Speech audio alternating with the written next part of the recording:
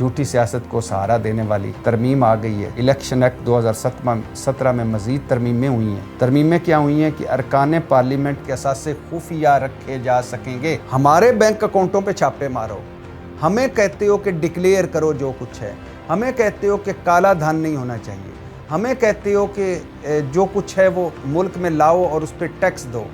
अरकान पार्लियामेंट आसमान से उतरे हुए हैं कि आप उनके असासे खुफिया होंगे? उनकी जायज़ नाजायज़ जायदादें और जो सारा कुछ है वो खुफिया रखी जाएंगी। एलीट कैप्चर इस मुल्क में 26वीं आईनी तरमीम, 27वीं आईनी तरमीम, नायब तरमीम इलेक्शन एक्ट, इससे पहले जो तरमीम हो चुकी, पीका एक्ट तरमीम, जितनी भी ये शर्मनाक तरमीमें हुई हैं, इसका मुल्क और अवाम से कोई तल्लक नहीं। ये ज़ाती फ़ायदों के लिए और सियासी मुखालफ को मज़ीद दीवार से में चुनवाने के लिए या दीवार से लगाने के लिए ये तरमीमें हुई हैं। अपने इक़्तिदार के लिए और सियासी मुखालफ की सियासी मौत के लिए ये सारा कुछ किया गया है। और ऊपर से एक और अभी आ गया है, अरकान पार्लियामेंट के असासे खुफिया रखे जा सकेंगे।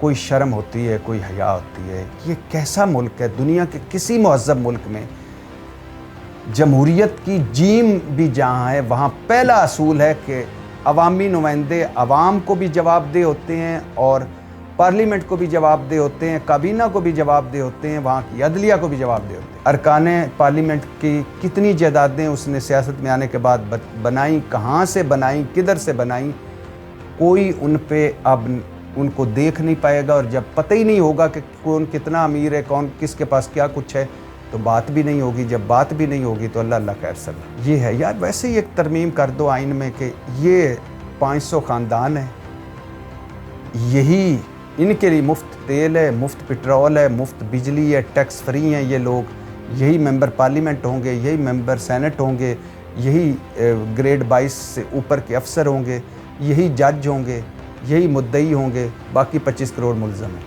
एक तरमीम कर दो, जान छुड़वाओ। क्या ये लम्हा बे लम्हा में मार रहे हो?